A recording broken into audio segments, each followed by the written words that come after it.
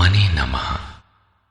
यथार्थ गीता श्रीमद् भगवत गीता अथ षोडशो अध्यायः। योगेश्वर भगवान श्री कृष्ण के प्रश्न प्रस्तुत करने की अपनी विशिष्ट शैली है। पहले वे प्रकरण की विशेषताओं का उल्लेख करते हैं जिससे पुरुष उसकी ओर आकर्षित हो। तत्पश्चात वे उस प्रकरण को स्पष्ट करते हैं। उदाहरण के लिए कर्म को ले। उन्होंने दूसरे अध्याय में ही प्रेरणा दी कि अर्जुन कर्म कर। तीसरे अध्याय में उन्होंने इंगित किया कि निर्धारित कर्म कर। निर्धारित कर्म है क्या? तो बताया यज्ञ की प्रक्रिया ही कर्म है। फिर उन्होंने यज्ञ का स्वरूप न बताकर पहले बताया कि यज्ञ आया कहां से और देता क्या है। चौथे अध्याय में 13-14 विधियों से यज्ञ का स्वरूप स्पष्ट किया जिसको करना कर्म है। यहां कर्म स्पष्ट होता है जिसका शुद्ध अर्थ है योग चिंतन, आराधना, जो मन और इंद्रियों की क्रिया से संपन्न होता है। इसी प्रकार उन्होंने अध्याय 9 में दैवी और आसुरी संपत्ति का नाम लिया। उसकी विशेषताओं पर बल दिया कि अर्जुन आसुरी स्वभाव वाले मुझे तुच्छ कहकर पुकारते हैं। हूं तो मैं भी मनुष्य शरीर के आधार वाला, क्योंकि मनुष्य शरीर में ही मुझे यह स्थिति मिली है। किंतु आसुरी स्वभाव वाले, मूढ़ स्वभाव वाले मुझे नहीं भजते, जबकि दैवी संपत्ति से युक्त भक्तजन अनन्य श्रद्धा से मुझे उपासते हैं। किंतु इन संपत्तियों का स्वरूप, उनका गठन अभी तक नहीं बताया गया। अब अध्याय 16 में योगेश्वर उनका स्वरूप स्पष्ट करने जा रहे हैं, जिनमें प्रस्तुत है पहले दैवी संपद के लक्षण। श्री भगवान उवाच।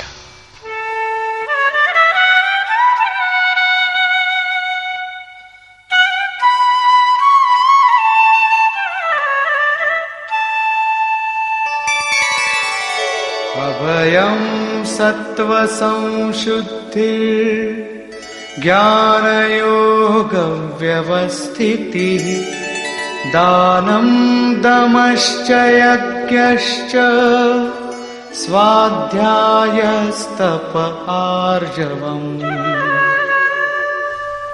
भय का सर्वथा अभाव, अंतःकरण की शुद्धता, तत्व ज्ञान के लिए ध्यान में दृढ़ स्थिति अथवा निरंतर लगन, सर्वस्व का समर्पण, इंद्रियों का भली प्रकार दमन, यज्ञ का आचरण, जैसा स्वयं श्री कृष्ण ने अध्याय 4 में बताया है। संयमाग्नि में हवन, इंद्रियाग्नि में हवन, प्राण अपान में हवन और अंत में ज्ञानाग्नि में हवन, अर्थात आराधना की प्रक्रिया जो केवल मन और इंद्रियों की अंतर क्रिया से संपन्न होती है। तिल, जौ, वेदी इत्यादि सामग्रियों से होने वाले यज्ञ का इस गीतोक्त यज्ञ से कोई संबंध नहीं है। श्री कृष्ण ने ऐसे किसी कर्मकांड को यज्ञ नहीं माना। स्वाध्याय अर्थात स्वस्वरूप की ओर अग्रसर कराने वाला अध्ययन, तप अर्थात मन सहित इंद्रियों को इष्ट के अनुरूप ढालना, तथा आर्जवम शरीर और इंद्रियों सहित अंतःकरण की सरलता। अहिंसा सत्यम क्रोधस् त्यागः शान्तिरपैशुनम् दया भूतेष्वलो लुप्त्वम् मार्दवम् ह्रीरचापलम्। अहिंसा अर्थात आत्मा का उद्धार, आत्मा को अधोगति में पहुंचाना ही हिंसा है।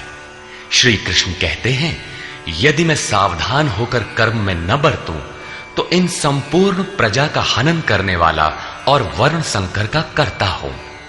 आत्मा का शुद्ध वर्ण है परमात्मा, उसका प्रकृति में भटकना वर्ण संकर है। आत्मा की हिंसा है और आत्मा का उद्धार ही अहिंसा है। सत्य, सत्य का अर्थ यथार्थ और प्रिय भाषण नहीं है। आप कहते हैं ये वस्त्र हमारा है, तो क्या आप सच बोलते हैं? इससे बड़ा झूठ और क्या होगा? जब शरीर आपका नहीं है, नश्वर है, तो इसे ढांकने का वस्त्र कब आपका है? वस्तुतः सत्य का स्वरूप योगेश्वर ने स्वयं बताया है कि अर्जुन, सत्य वस्तु का तीनों कालों में कभी अभाव नहीं है। ये आत्मा ही सत्य है, यही परम सत्य है। इस सत्य पर दृष्टि रखना, क्रोध का न होना, सर्वस्व का समर्पण, शुभाशुभ कर्म फलों का त्याग, चित्त की चंचलता का सर्वथा अभाव, लक्ष्य के विपरीत निंदित कार्यों को न करना, संपूर्ण प्राणियों में दया भाव, इंद्रियों का विषयों से संयोग होने पर भी उनमें आसक्ति का अभाव, कोमलता, अपने लक्ष्य से विमुख होने में लज्जा, व्यर्थ की चेष्टाओं का अभाव तथा तेज क्षमा धृति शौचम अद्रोहो नातिमानिता भवन्ति संपदं दैवीम् अभिजातस्य भारत। तेज जो एकमात्र ईश्वर में है, उसके तेज से जो कार्य करता है, महात्मा बुद्ध की दृष्टि पड़ते ही अंगुलीमाल के विचार बदल गए। ये उस तेज का ही परिणाम था जिससे कल्याण का सृजन होता है, जो बुद्ध में था। क्षमा, धैर्य, शुद्धि, किसी में शत्रु भाव का न होना, अपने में पूज्यता के भाव का सर्वथा अभाव, ये सब तो हे अर्जुन दैवी संपत्ति को प्राप्त पुरुष के लक्षण हैं। इस प्रकार कुल 26 लक्षण बताए, जो सब के सब तो साधना में परिपक्व अवस्था वाले पुरुष में संभव है और आंशिक रूप में आप में भी निश्चित है, तथा आसुरी संपत्ति से आप्लावित मनुष्यों में भी ये गुण है, किंतु प्रसुप्त रहते हैं, तभी तो घोर पापी को भी कल्याण का अधिकार है। अब आसुरी संपद के प्रमुख लक्षण बताते हैं।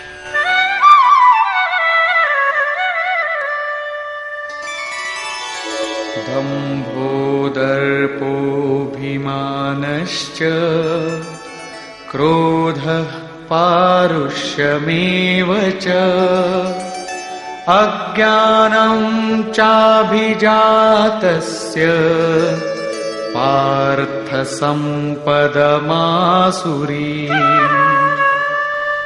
हे पार्थ, पाखंड, घमंड, अभिमान, क्रोध, कठोर वाणी और अज्ञान, ये सब आसुरी संपद को प्राप्त पुरुष के लक्षण हैं। दोनों संपदाओं का कार्य क्या है? दैवी संपद विमोक्षाय निबंधायासुरी मता मा शुच संपदं दैवी अभिजातोऽसि पांडव। इन दोनों प्रकार की संपदाओं में से दैवी संपत्ति तो विमोक्षाय, विशेष मोक्ष के लिए है, और आसुरी संपदा बंधन के लिए मानी गई है। हे अर्जुन, तू शोक मत कर, क्योंकि दैवी संपदा को प्राप्त हुआ है, विशेष मुक्ति को प्राप्त होगा, अर्थात मुझे प्राप्त होगा। वे संपदाएं रहती कहां हैं?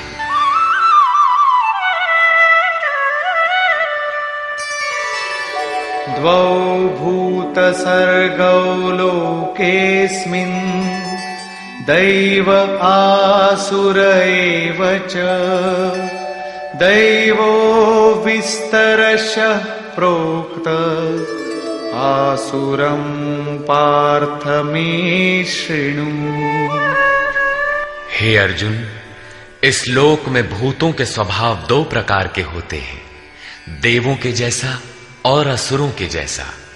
जब हृदय में दैवी संपद कार्य रूप ले लेती है तो मनुष्य ही देवता है, और जब आसुरी संपद का बाहुल्य हो तो मनुष्य ही असुर है। सृष्टि में ये दो ही जातियां हैं, वो चाहे अरब में पैदा हुआ हो चाहे ऑस्ट्रेलिया में, कहीं भी पैदा हुआ हो, बशर्ते है इन दो में से ही। अभी तक देवों का स्वभाव ही विस्तार से कहा गया, अब असुरों के स्वभाव को मुझसे विस्तार पूर्वक सुन।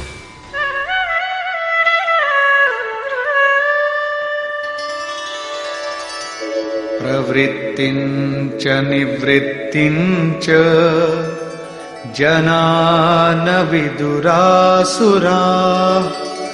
न शौचं नापि चाचारो न सत्यं तेषु विद्यते। हे अर्जुन, असुर लोग कार्यम कर्म में प्रवृत्त होने और अकर्तव्य कार्य से निवृत्त होना भी नहीं जानते, इसलिए उनमें न शुद्धि रहती है, न आचरण और न सत्य ही रहता है। उन पुरुषों के विचार कैसे होते हैं? असत्यम प्रतिष्ठं ते जगदाहुरनीश्वरम् अपरस्पर संभूतम् किमन्यत् काम हेतुकम्। वे आसुरी प्रकृति वाले मनुष्य कहते हैं कि जगत आश्रय रहित है, सर्वथा झूठा है और बिना ईश्वर के अपने आप स्त्री पुरुष के संयोग से उत्पन्न हुआ है, इसलिए केवल भोगों को भोगने के लिए है, इसके सिवाय और क्या है?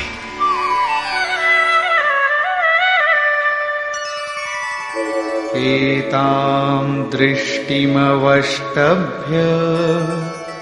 नष्टात्मानोऽल्पबुद्धयः प्रभवन्त्युग्रकर्माणः क्षयाय जगतो हिताः। इस मिथ्या दृष्टिकोण के अवलंबन से जिनका स्वभाव नष्ट हो चुका है, वे मंद बुद्धि अपकारी क्रूर कर्मी मनुष्य केवल जगत का नाश करने के लिए ही उत्पन्न होते हैं।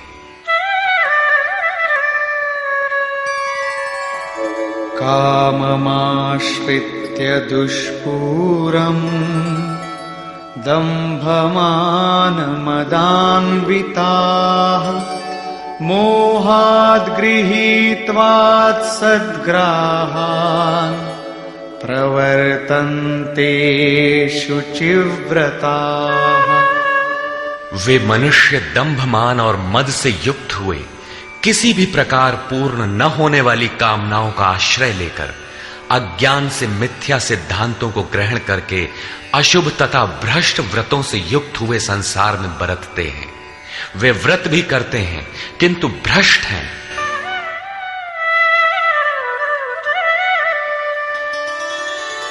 चिंताम परिमेयांच प्रलयांतामुपाश्रिताः कामोपभोगपरमा एतावदिति निश्चिताः। वे अंतिम श्वास तक अनंत चिंताओं को लिए रहते हैं और विषयों को भोगने में तत्पर वे बस इतना ही आनंद है ऐसा मानते हैं।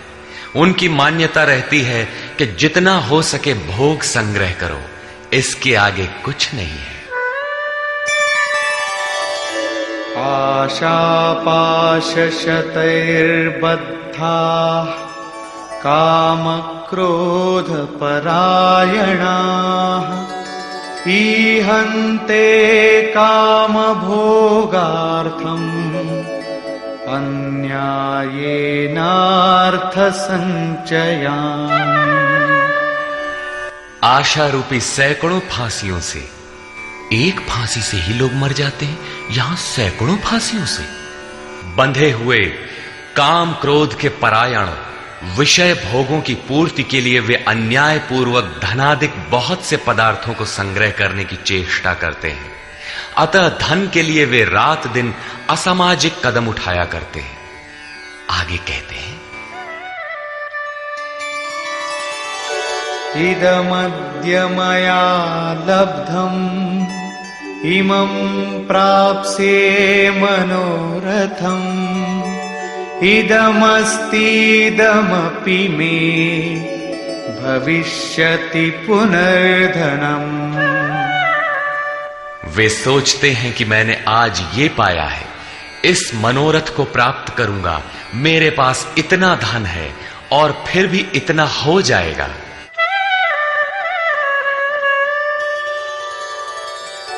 असौ मया हतः शत्रुः हनिष्ये चापरानपि ईश्वरोऽहमहं भोगी सिद्धोऽहं बलवान् सुखी। वो शत्रु मेरे द्वारा मारा गया और दूसरे शत्रुओं को भी मैं मारूंगा। मैं ही ईश्वर और ऐश्वर्य का भोगने वाला हूं। मैं ही सिद्धियों से युक्त बलवान और सुखी हूं। आढ्योऽभिजनवानस्मि कोऽन्योऽस्ति सदृशो मया यक्ष्ये दास्यामि मोदिष्य इत्यज्ञानविमोहिताः। मैं बड़ा धनी और बड़े कुटुंब वाला हूं। मेरे समान दूसरा कौन है? मैं यज्ञ करूंगा, मैं दान दूंगा, मुझे हर्ष होगा। इस प्रकार के अज्ञान से वे विशेष मोहित रहते हैं। क्या यज्ञ दान भी अज्ञान है? इस पर श्लोक 17 में स्पष्ट किया है। इतने पर भी वे नहीं रुकते, बल्कि अनेक भ्रांतियों के शिकार रहते हैं। इस पर कहते हैं,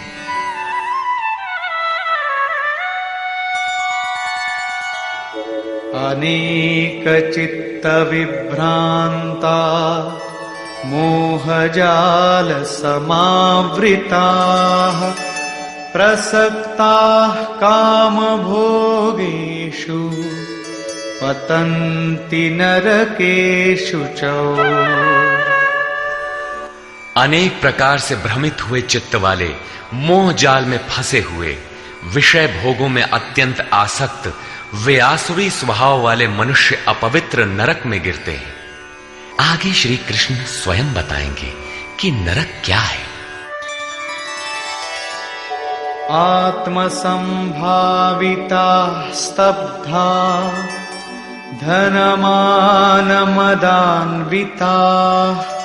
यजन्ते नाम यज्ञैस्ते दम्भेना विधिपूर्वकम्।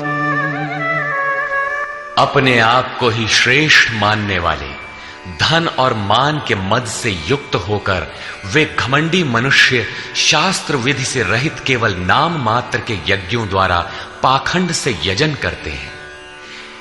क्या वही यज्ञ करते हैं जैसा श्री कृष्ण ने बताया है? नहीं, उस विधि को छोड़कर करते हैं, क्योंकि विधि योगेश्वर ने स्वयं बताया है। अध्याय 4/24, 33 तथा अध्याय 6/10 से 17 तक।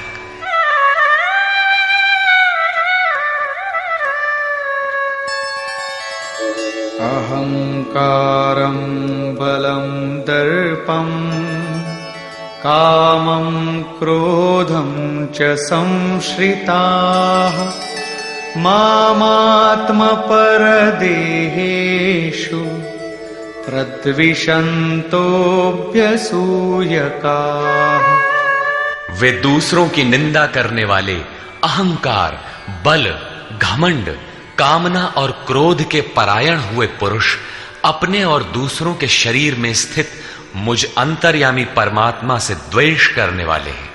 शास्त्र विधि से परमात्मा का सुमिरन एक यज्ञ है। जो इस विधि को त्याग कर नाम मात्र का यज्ञ करते हैं, यज्ञ के नाम पर कुछ न कुछ करते ही रहते हैं। वे अपने और दूसरे के शरीर में स्थित मुझ परमात्मा से द्वेष करने वाले हैं। लोग द्वेष करते ही रहते हैं और बच भी जाते हैं। क्या ये भी बच जाएंगे? इस पर कहते हैं, नहीं। तानहं द्विषतः क्रूरान् संसारेषु नराधमान् क्षिपाम्यजस्रमशुभान् आसुरीष्वेव योनिषु। मुझसे द्वेष करने वाले उन पापाचारी क्रूर कर्मी नराधमों को मैं संसार में निरंतर आसुरी योनियों में ही गिराता हूं। जो शास्त्र विधि को त्याग कर यजन करते हैं वे पाप योनि है, वही मनुष्यों में अधम है। इन्हीं को क्रूर कर्मी कहा गया है, अन्य कोई अधम नहीं है। पीछे कहा था ऐसे अधमों को मैं नरक में गिराता हूं, उसी को यहां कहते हैं कि उन्हें अजस्र आसुरी योनियों में गिराता हूं। यही नरक है। साधारण जेल की यातना भयंकर होती है और यहां अनवरत आसुरी योनियों में गिरने का क्रम कितना दुखद है। अतः दैवी संपद के लिए प्रयत्नशील रहना चाहिए। आसुरीं योनिमापन्ना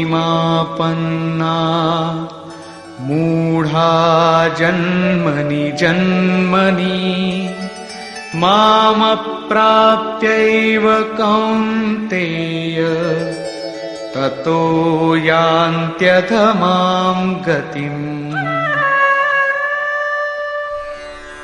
कौन्तेय, मूर्ख मनुष्य जन्म जन्मांतरों तक आसुरी योनि को प्राप्त हुए मुझे न प्राप्त होकर पहले से भी अति नीच गति को प्राप्त होते हैं, जिसका नाम नरक है। अब देखें नरक का उद्गम क्या है।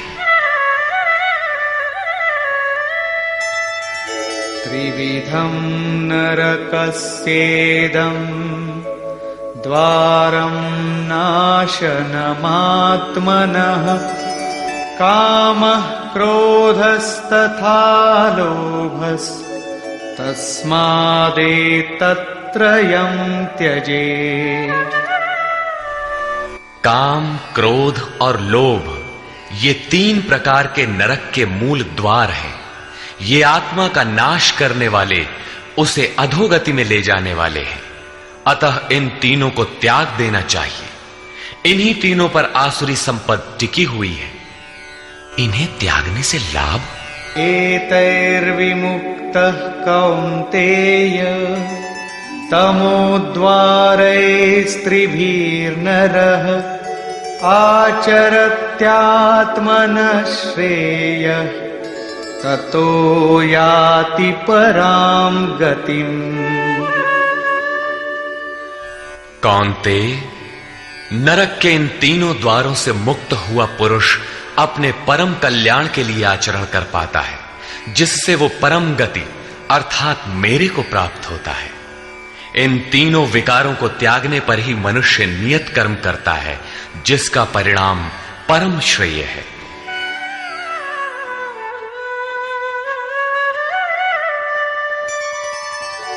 यः शास्त्रविधिमुत्सृज्य वर्तते कामकारतः न स सिद्धिमवाप्नोति न सुखं न परां गतिम्। जो पुरुष उपर्युक्त शास्त्र विधि को त्याग कर अपनी इच्छा से बरतता है, वो न सिद्धि को प्राप्त होता है, न परम गति को और न सुख को ही प्राप्त होता है। अर्थात वो शास्त्र इदम गुह्यतमम शास्त्रम, गीता स्वयं पूर्ण शास्त्र है, जिसे स्वयं श्री कृष्ण ने बताया है। तस्माच्छास्त्रं प्रमाणन्ते कार्याकार्यव्यवस्थितौ ज्ञात्वा शास्त्रविधानोक्तं कर्म कर्तुमिहार्हसि। इसलिए अर्जुन, तेरे लिए इस कर्तव्य और अकर्तव्य की व्यवस्था में कि मैं क्या करूं क्या न करूं, इसकी व्यवस्था में शास्त्र ही एक प्रमाण है। ऐसा जानकर शास्त्र विधि से नियत किए हुए कर्म को ही तुझे करना योग्य है।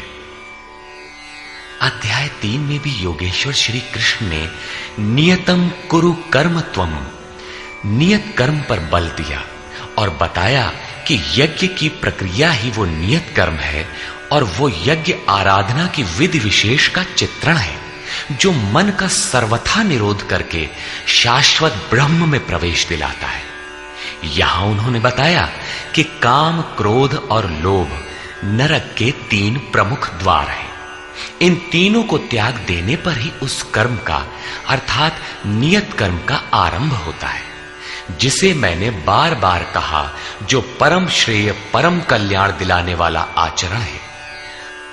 बाहर सांसारिक कार्यों में जो जितना व्यस्त है, उतना ही अधिक काम, क्रोध और लोभ उसके पास सजा सजाया मिलता है। कर्म कोई ऐसी वस्तु है कि काम, क्रोध और लोभ को त्याग देने पर ही उसमें प्रवेश मिलता है। कर्म आचरण में ढल पाता है। जो उस विधि को त्याग कर अपनी इच्छा से आचरण करता है, उसके लिए सुख सिद्धि अथवा परम गति कुछ भी नहीं है। अब कर्तव्य और अकर्तव्य की व्यवस्था में शास्त्र ही एकमात्र प्रमाण है। अतः शास्त्र विधि के ही अनुसार तुझे कर्म करना उचित है और वो शास्त्र है गीता। निष्कर्ष, इस अध्याय के आरंभ में योगेश्वर श्री कृष्ण ने दैवी संपद का विस्तार से वर्णन किया, जिसमें ध्यान में